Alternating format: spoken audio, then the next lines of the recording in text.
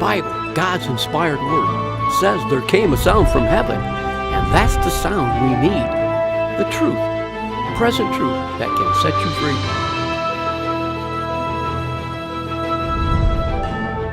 When I was a little boy, I used to want something, and I would push my parents until they would give it to me.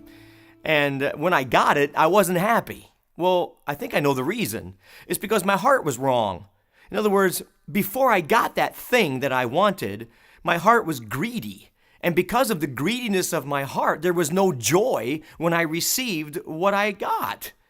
The same with Christianity. When you take a look at your own life and we push God for something bigger and better or whatever it might be, if we get it, there's no joy in it because our hearts have been excessive. We've wanted it for wrong motives. We've wanted it for different reasons. May we keep in check our heart's desire. May we not want more than what God has provided. I think of the children of Israel when they wanted food. God gave them manna. Now, how many know that manna was a good thing? In fact, one preacher kind of studied it out, and he found out that about 1 million tons of manna fell every year. That would be 40 million tons of manna over a 40-year period. Is that not phenomenal? I mean, is God a debtor to any man? The answer is no.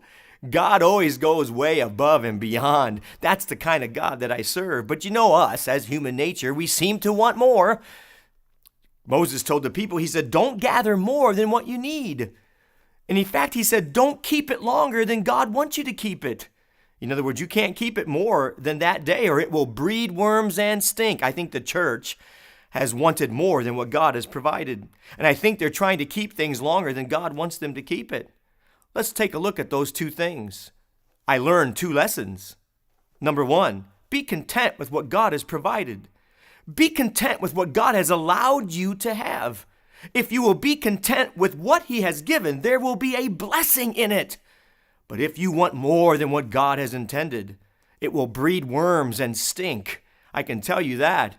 Pastor, I want to let you know, be content with where you are in that church. Maybe the church isn't as big as you would like it. Maybe you want to go on to bigger and better things. Maybe you think you can pastor a mega church, and maybe you'll just get that. And then the church will grow, and then you'll say, you see, I knew I could handle it. But maybe though you can handle the bigger church, maybe you sacrificed intimacy with God.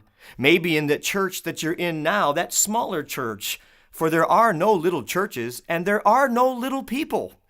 If we are in the will of God, we are just where He wants us.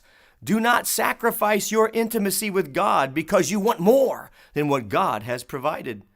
But I also learned this. May I not keep something longer than He wants me to keep it. Friends, don't hang on to that job any longer than God wants you to hang on to it. If you've got a position, don't try to hang on to the position any longer than God wants you to hang on to it. Always know this, God has something better for you. Don't keep something longer and try to hoard it and try to squeeze every last drop out of it. Because if you do, it might breed worms and stink. And what will happen is you will be disappointed and your life will not be satisfied. But if we can learn to be content and not murmur against what God has provided and try not to keep a hold of something any longer than what He wants us to keep it, we will experience the joy of the Lord for our strength. We will know that greater is He that is in me than he that is in the world. And I'll tell you this, there's nothing better than knowing you're in the will of God. Don't want more than what He's provided, and don't try to keep it longer than He wants you to keep it.